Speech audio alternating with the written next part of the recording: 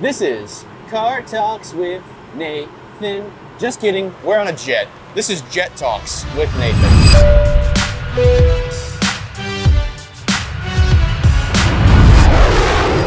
We figured a car wouldn't be enough for this week, so we got a plane. Dude, let's look out the window. We are currently going Mach 0.7, and we are at 26,400 feet and climbing. Ladies and gentlemen, this is the show where Johnny asks me 3 questions. They can be about business, life, success, whatever it is, and I'm gonna answer them. My mission for today's episode is to help you get better in life. And we got James. Don't talk to me. Right now I'm upgrading my personality. Last time I was on this show, I was in a tiny car. Now I'm in a jet. We're pulling some big moves right now. We're flying to Wall Street. So it's gonna be crazy, but so Johnny's got 3 questions for us. I have no idea what the questions are. I've never heard of the questions. I don't have a script prepared, so hit him off the riff.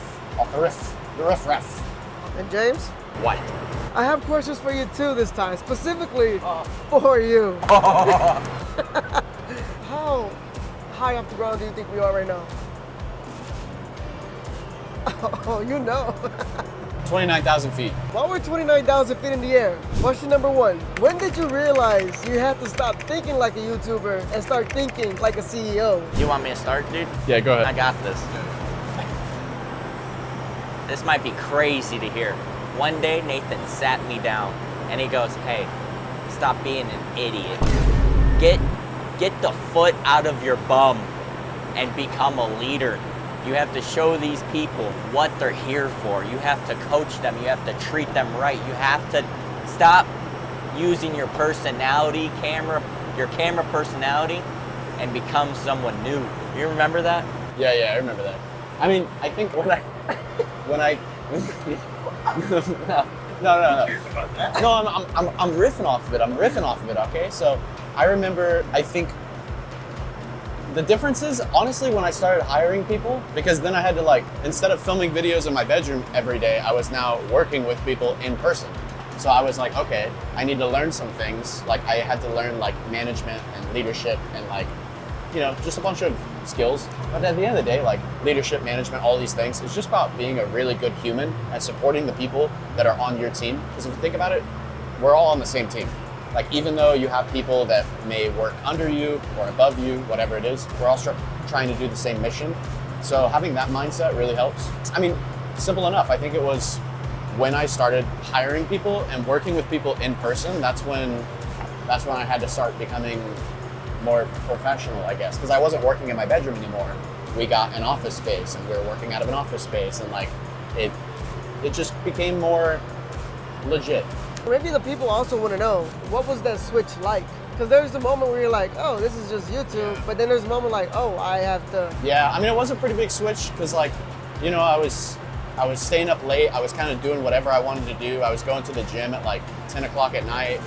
But now I'm like, okay, people want office hours. They want to work normal office hours. So I kind of had to turn around my whole schedule for the people that I was working with. Because there's not a lot of people that want to work till midnight every night. Some people just want to work normal jobs. So I kind of had to adapt my life to that, because when I was making YouTube videos, my schedule was all over the place. I would wake up at 10 o'clock and then I would film some videos and then I'd go get food, and then I'd film some more videos, then I'd go get food, then I'd film some more videos, then I'd go to the gym, then I'd film some more videos, and it'd be 1 o'clock in the morning and I'd be like, all right, maybe I'll play in some videos. I just kind of did whatever I want. There was no schedule because it was just me filming videos. So I could film whatever I wanted, do whatever I wanted. There was a lot of freedom to that, which was great, but it was also stressful because I was doing everything under the sun. I was juggling 8 things at once. But you have to sacrifice some things to move on to other things. Question number 2. Do you think there's a danger in achieving success too young? And how did you process it at that time? What's your definition of success? Making YouTube full-time at such an early age. Because you've never had a job. You never worked a part-time, full-time. Yeah, that's actually crazy. I've never had a job. I've never even been on a college campus. I just graduated high school and started making YouTube videos. Yeah, you never lived my life, dude. James went to college. I had a normal job. No, definitely. I think there can be a lot of danger in being successful young because you don't really know what's right and wrong. And I think if you get a lot of success early in your life, you think you know everything, but in reality you don't. There's some risk there because, I mean, I've met a lot of guys that are like successful and they're like 20 years old and they think they know everything, but in reality it's like impossible. You don't know everything. You're literally 20 years old. Even myself, like I've been doing YouTube for 12, 13 years. Every single week, every single month, I'm learning new things, not just about like people and running a business, but about YouTube, about my own videos. And you would think that me, after doing YouTube for 13 years, I would know everything. I would know everything about filming, everything about thumbnails, everything about editing, but I'm still learning new stuff every single week. I think that is my biggest tip to you, is that if you find success early in your life, understand that no matter what level of success you are, there's so much more to learn. And on top of that, once you find a little bit of success and you climb the mountain a little bit, once you get to the top of the mountain, you realize there's a bigger mountain behind you. Because like, you got 20-year-old kids that think they made it and they're like renting a Lamborghini, but that's cool. There's levels. There's just like, you know, there's whole other levels to this game, I guess. I think it's just about being humble. Humble in the sense like, yes, if you have some success at an early age, that's great and you should be proud of yourself. But also humble yourself and realize that there's so much more to learn. The world is so big. There's so many opportunities that you haven't even touched or heard of yet. So just keep that in mind. I think that would be my biggest tip, because the problem is if you get a little success and a little taste of it, you think you know it all. You get comfortable where you're at. You think that your success is gonna last for a while, and it just doesn't. Like, that's what happens to a lot of NFL players. Like, I heard, I think it was like Dave Ramsey or someone said, they're like, the NFL stands for not for long. Because a lot of the NFL players, they come in, they make a lot of money for 6 years, and then they think the money's gonna come forever. And then they end up spending it all or blowing it all or doing all these things. So just realize that what you have now will go away if you get comfortable, if you get lazy, if you think it's just gonna keep coming. I think a good point for that is using the gauge of humility and ego. There's a time to have a lot of ego and there's a time to be humility. Because like what comes with ego comes great, like you have confidence, you have courage and all that, but you don't, ego is like hard because like if you're buying all these expensive things and you're showing it off, you're just spending all your money and you're not getting anywhere. You're just getting clout. It's not gonna do anything for you in the long run. But so you have to dial it back, remember why you started, why you came here, why you're doing all this every single day, so you can keep going and getting higher up that mountain, like Nathan said, every day. This is gonna sound weird to say, but like, when you get a little taste of success, you realize that like, you are not even touching the tip of the iceberg. Because like, I remember when I first got my first nice car, and I was like, man, this is cool. I got a nice car, I got a fast car, this is fun. And then I met dudes that had 20 cars. And I was like, oh, okay, that's crazy, right? And then I started collecting a couple more cars. And then I met people with planes. And I'm like, oh, you have a plane. But then I met people with bigger planes. And then I met people with 3 planes. And I'm just like, you know, and I'm not saying this to be like materialistic or anything like that, but I'm just saying that there's so many different levels that you can't really see yet because you haven't made it to the top of this mountain. But once you make it to the top of the mountain, you get up there and you look and you realize there's 4 other mountains that are taller and taller and taller. Another thing to realize is like, once you climb to the top of the first mountain and you get your first little taste of success, climbing the other mountains doesn't get easier. Like if anything, it gets more difficult in my opinion. Like when I was growing my YouTube channel, growing from 0 to 1 million subscribers was super difficult. It took like almost 5 years just grinding videos every week, every summer, every day. But going from like 1 million to 5 million subscribers, you think that would be easy because you think I already know what I'm doing. But in reality, it was way more difficult because all of my problems were changing and evolving to bigger problems that I had to figure out. Just be a good person and realize that there's so much more that you don't know yet. Question number 3.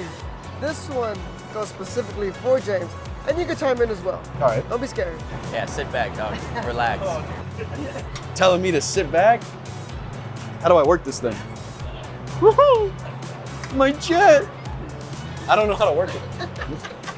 I was trying to recline it. I'm gonna break it. It's fine, just keep going. I was trying to recline. He told me to. Here we go. Question number 3. James, what's something from working on Unspeakable that you applied to Unspeakable Reacts? And what's something that you had to learn the hard way when you first started running that channel? Everything. This man didn't. So when I first started on Unspeakable, I was more of just like set up everything, like put the camera up, hold the camera, buy all the props, get all the props set up, like whole set design type of person. For Reacts, I had to do everything. I had to be the talent, I had to be the cameraman, I had to be set, I had to be the creative person, I had to think of every single thing, I had to think of thumbnails, all of that. And this lucky man just threw me straight into the deep end. Not to be mean or anything, but he did help me when I asked for help, but I try to take it head on, try to do it myself, try to learn every single thing, and I'm still learning. Like, there's so many things, like what, we sat down the other day, and I was like, yo, why is this happening? Like, why is this going on? And he was like, this, maybe this, and I was like, wow, I didn't even think of that. He's taught me a lot, honestly, but the best person to learn from is your mistakes, in my opinion, because if you're not trying new things and not failing, you're not learning, you're not getting better, and you're just staying like stagnant. You're not gonna go anywhere. I rather try something and fail that's hard and then learn from that and then be successful the next time I do that. So when I first started doing Reacts, my thumbnails were trash. They were terrible. You could go back, you could look at them, like they're so cluttered, they look bad. Nowadays, they're colorful, you know, you could see what we're talking about, it looks great. You know, even the videos, they look a lot better. So it's just hard to say. There's so many things. Yeah, I mean, I think like my thing is like, all right, so if you want to learn how to play the guitar, you can read a book on how to play the guitar, but it's not going to teach you anything until you actually start playing the guitar every day. So I think that's the best way to learn. But on the flip side, you also have to be willing to learn. You have to be willing to make some mistakes and adjust and make another mistake and adjust. And, you know, with anything in life, you're always going 5 steps forward and 2 steps back. And then 4 steps forward, 1 step back. 5 steps forward, 5 steps back. Like, it's always just up, down, up, down, up, down. Everything that I've touched in life, that's kind of how it happens. It's not like a beautiful just climb to the top. Like, you climb up, you fall down. You climb up, you fall down. So I think one of the best ways to teach people is, well, first you have to get someone that's willing to learn, and then you have to give them some sort of instruction, and then let them just go out on their own. I mean, a perfect example, like Johnny, have you ever like skied or snowboarded? Like once. Okay, so if you've ever been to a skiing instruction class, the one that I went to when I was learning how to ski, is the instruction guy, he talks to you for like 30 minutes.